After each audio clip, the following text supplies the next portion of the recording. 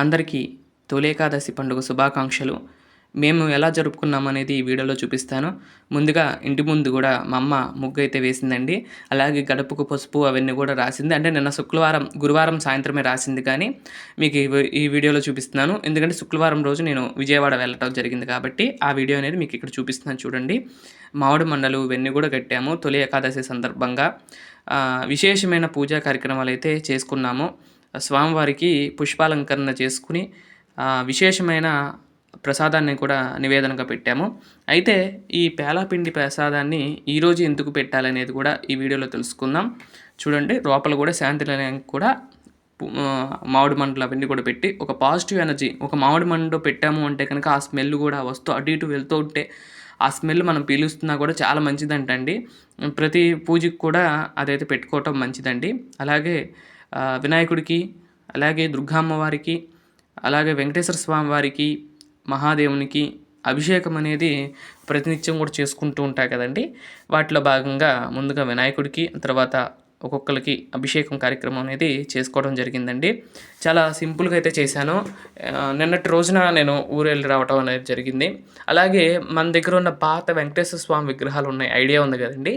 ఆ విగ్రహాలని నేను పోయిన సంవత్సరం తొలి ఏకాదశి రోజు వారికి అభిషేకం చేయటం అనేది జరిగిందండి. ఆ రోజు నుండి స్వామివారి యొక్క తిరువారాధన అంతా కూడా చేయటం అనేది జరుగుతూ ఉన్నది. అప్పటి నుండి కూడా ఇప్పటి వరకు ఆ మూర్తులకు ఆరాధన చేశాను.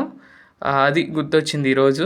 ఆ స్వామివారు ఆ రోజు పూజ చేసుకున్నది తొలి ఏకాదశి రోజు బాగా గుర్తుందండి. అంటే ముందే వచ్చినాయి, కాకపోతే నేను తొలి ఏకాదశి రోజు అభిషేకం చేసుకుందాము అన్నట్లుగా పూజ చేసి మొదలు పెట్టుకుందాం అన్నట్లుగా అలా కుదిరింది. చాలా బాగా జరిగింది అప్పుడు. ఈ విధంగా స్వామివారికి అభిషేకం అంతా కూడా పూర్తయిపోయిన తర్వాత పుష్పార్చన అయితే చేశాము. అలాగే ఈ పేలపిండి ప్రసాదాన్ని ఎందుకు జొన్న పేలపిండి ప్రసాదాన్ని చేసుకుంటూ ఉంటారు, ఎందుకు అంటే కనుక మొన్నటి దాకా కూడా మనకి ఎండలు అయితే బాగా విపరీతంగా ఉన్నాయండి. ఎండలు అయిపోగానే తర్వాత ఏమొచ్చిందండి, వానాకాలం వస్తుంది, తర్వాత చలికాలం వస్తుంది, మళ్ళీ ఎండాకాలం వస్తుంది. అలా 3 కాలాలు వస్తూ ఉంటాయి. అలా వస్తున్న క్రమంలో మనకి సీజన్ మారే కొద్దికి మనకి కొన్ని రకాల వ్యాధులు కానీ, కొన్ని రకాల ఇబ్బందులు కానీ వస్తూ ఉంటాయి.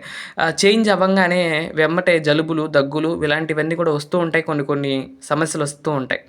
అవన్నీ కూడా అరికట్టడం కోసం, అలాగే మొన్నటిదాకా కూడా మన బాడీ అంతా కూడా వేడిగా ఉంటుంది. ఎండాకాలం కదండి, వేడిగా ఉంటుంది. అయితే ఒకేసారి సీజన్ మారేసరికి ఇదే రోజున మారుతుంది కాబట్టి ఈ రోజున మనం గనక కొంచెం వేడిగా వస్తువు అనేది మనం స్వీకరిస్తే వేడి ఎక్కువ ఉంటుంది, వేడి ఉంటుంది, చల్లదనం ఉంటుంది. అప్పుడు మనం బాడీ నెమ్మదిగా ఏంటంటే చల్లదనానికి అలవాటు అవుతుంది. కాబట్టి ఈ రోజున ఆ పేలపిండి ప్రసాదాన్ని చేస్తారు. ఈ జొన్నలు లేదంటే మొక్కజొన్నలు కానీ ఇవేంటంటే కనుక మనకి వేడి కలిగిస్తుంది. బెల్లం కూడా కొంచెం ఒక రకమైన వేడిని కలిగిస్తున్నది. అవన్నీ కూడా వేసుకుని ఆ 2 దంచి యాలుక్కాయలు వేసుకుని మనం స్వీకరిస్తూ ఉంటాం. వీటి వల్ల మనకి శరీరము కొంచెం వేడిగా ఉంటుంది, అంటే మొత్తం వేడిగా ఉండదు. అలా అలా తగ్గించుకుంటూ టెంపరేచర్ రావటాన్ని గుర్తుగా అంటే మామూలుగా విడిగా తినమంటే ఎవరు తినరు కదండి. మన పూర్వీకులు ఏం చేశారు, పలానా రోజు ఈ తొలి ఏకాదశి రోజు ఇది తినండి, ఇది తిన్న తర్వాత మీకు వేడి వస్తుంది. అంటే సీజన్ మారే కొద్దికి మనకి కొన్ని కొన్ని రకాల జబ్బులు రాకుండా మన పూర్వీకులు అప్పుడే ఆయుర్వేదాన్ని కనిపెట్టినప్పుడు ఇవన్నీ కూడా తీసుకురావడం జరిగింది. అలా ఈ రోజున ఈ ప్రసాదం అయితే స్వీకరించడం ఉంటుంది. అలాగే ఒక్కొక్క ప్రసాదం తింటూ ఉంటాం మనం. మళ్ళీ వినాయక చవితి వచ్చేసరికి మళ్ళీ ఇంకో ప్రసాదం తింటామండి. మనందరికీ కూడా తెలుసు, కుడుములు. అప్పుడు ఆవిరి చేసినవి తింటూ ఉంటాం. ఉగాది అనుకోండి, ఉగాది పచ్చడి ఆ సమయానికి సంబంధించిన అవి తింటూ ఉంటాం.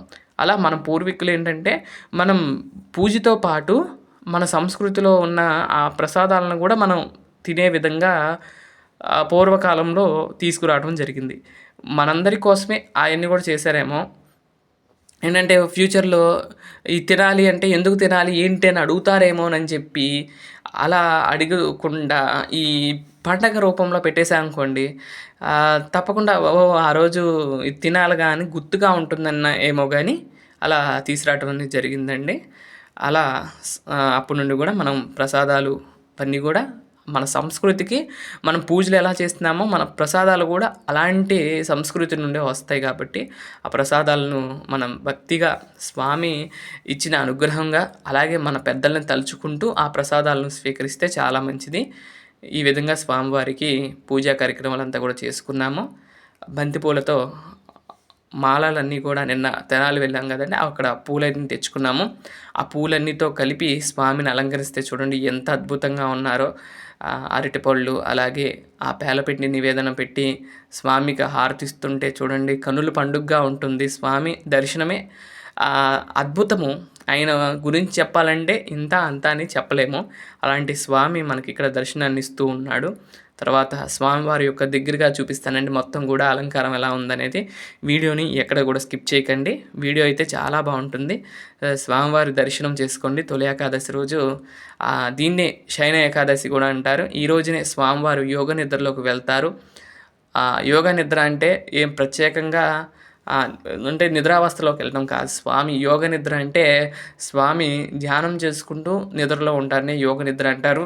కానీ ఎంత నిద్రపోయినా స్వామి నిద్రలో ఉన్న అందరినీ కూడా కాపాడుతూ ఉంటాడు, అందరినీ చూస్తూ ఉంటాడు. ఒక రెస్ట్ మాత్రమే. మనకి ఎలా అంటే మనకి ఒక 4 నెలలండి చాతుర్మాస్యం అంటే. ఆయనకి ఒక్క క్షణం అండి, కన్ను మూసుకొని తెరిస్తే ఎంతో అంతే. ఆయన నిద్రపోయేది కన్ను మూసుకొని తెరిచినంతసేపే. కానీ అది మనకి మన భూలోకానికి వచ్చేసరికి అది 4 నెలలుగా కన్వర్ట్ అవుతుంది. అంతేగాని స్వామివారు కనురెప్ప మాత్రమే వేసేది. ఆ కనురెప్పే 4 నెలల పాటు ఉంటుంది మన కింద, భారతదేశం కింద. అదే స్వామి అనుకోండి, స్వామి అయితే ఒక కనురెప్పేస్తే ఒక 4 నెలలతో సమానం అనేది చెప్తుంటారు. అలా యోగ నిద్రలోకి వెళ్ళి మళ్ళీ ముక్కోటి ఏకాదశి రోజు, కార్తీక మాసంలో వచ్చే ముక్కోటి ఏకాదశి రోజు స్వామి మళ్ళీ యోగ నిద్ర నుండి బయటకు వస్తారు. ఆ రోజు ముక్కోటి దేవతలకు కూడా ఉత్తర ద్వారంగా స్వామి మనందరికీ కూడా అనుగ్రహాన్ని ఇస్తూ ఉంటారు. ఎలా అనిపించారు స్వామి అలంకరణ ఏంటనేది తప్పకుండా కామెంట్ చేయండి. అలాగే మీరు ఎలా జరుపుకున్నారనేది కూడా కామెంట్ చేయండి. స్వామివారి దర్శనం చూడండి దీపాల కాంతుల్లో అద్భుతంగా అనిపించారండి స్వామి. మీకు కూడా ఎలా అనిపించారో తప్పకుండా కామెంట్ చేయటం మాత్రం మర్చిపోకండి. నా వీడియో చూసినందుకు మీకు ఒక మంచి డివోషనల్ అనిపిస్తే తప్పకుండా కామెంట్ చేయవలసిందిగా మరీ కోరుకుంటున్నాను.